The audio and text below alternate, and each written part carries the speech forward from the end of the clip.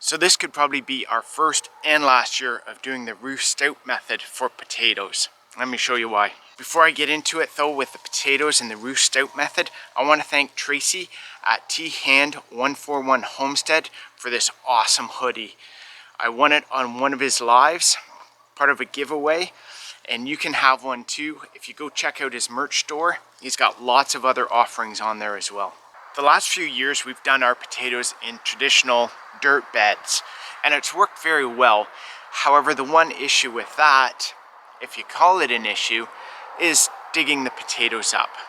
The Ruth Stout method the Ruth Stout method sounded a lot better because it sounded like it would be much easier to collect and harvest the potatoes. So the Ruth Stout method, if you don't know, requires laying down either a bed of grass, mulch, old hay, something like that, and letting it rot in place. So you almost have a great soil to start.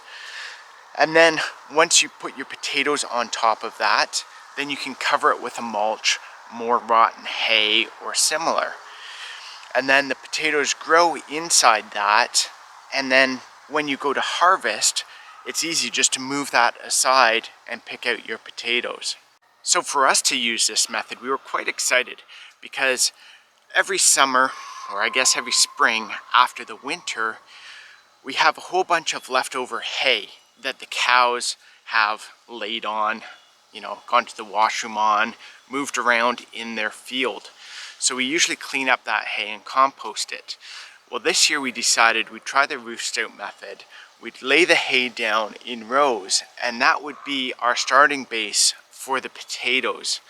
We also had a lot of straw that we were using as mulch. So we figured we could put the potatoes down in the hay, which included a lot of cow manure. And then on top of that, we would put our straw.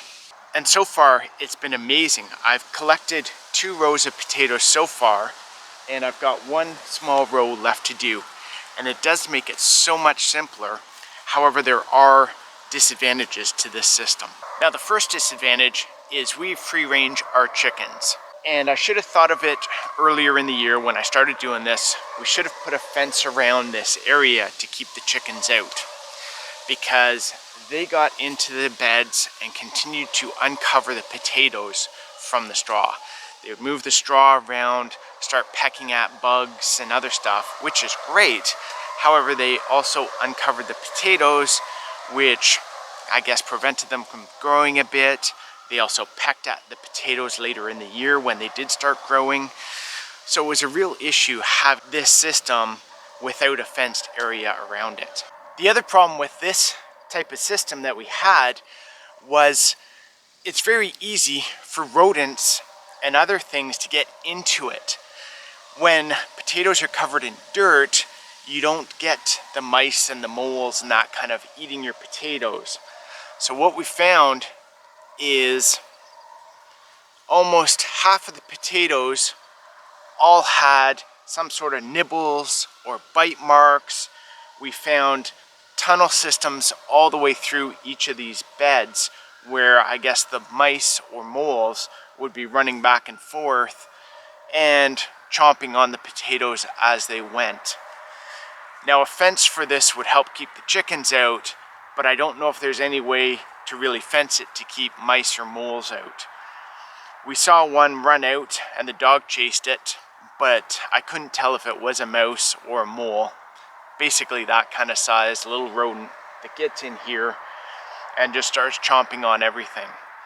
So with these ones, I think what we're gonna have to do is cut off all the bad stuff and can it, because trying to save that isn't going to work. So I would love to do this system again.